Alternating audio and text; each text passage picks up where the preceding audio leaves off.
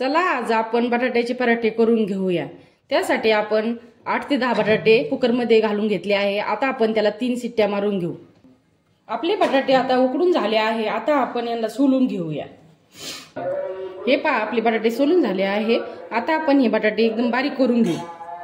हे अशा प्रकारे पूर्ण बटाटे बारीक करून घेऊ।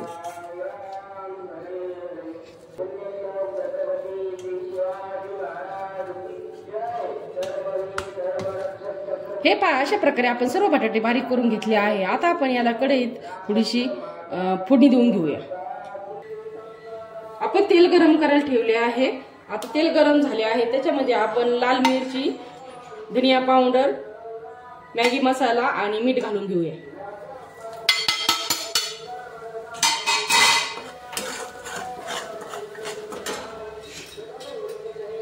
थोडी हळद घालून घेऊ।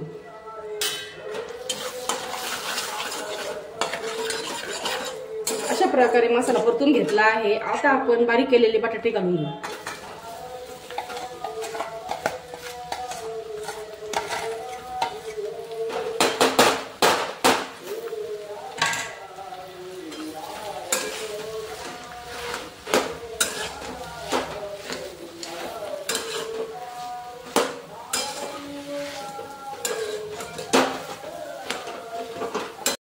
हे पहा आपलं बटाटा परतून झाले आहे। आता आपण त्याच्यात कोथिंबीर घालून घेऊ।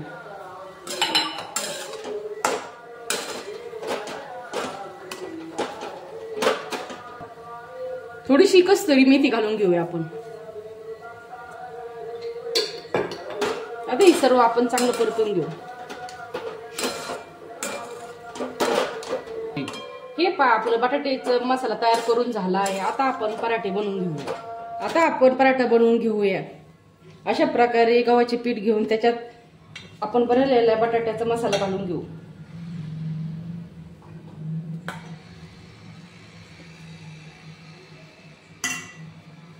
अशा प्रकारे आपण पराठ्याचा मसाला भरून घेऊ।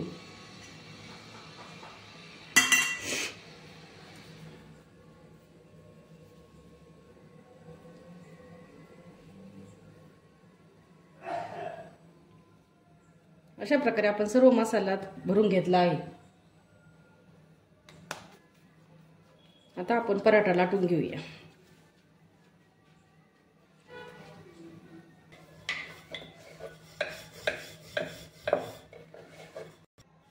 अशा प्रकारे आपण पराठा लाटून घेतला आहे। आता आपण तव्यावर पराठा टाकून घेऊ।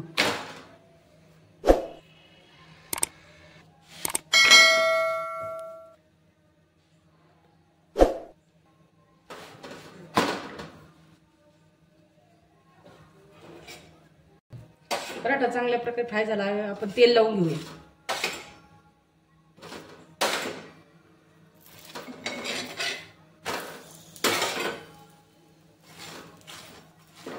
हे पहा कसा पराठा असा फुला आहे।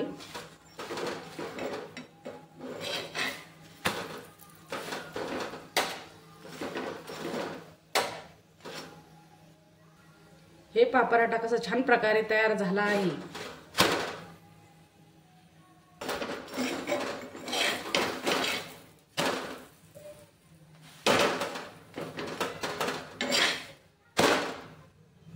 आता आपला पराठा करून तयार झाला आहे।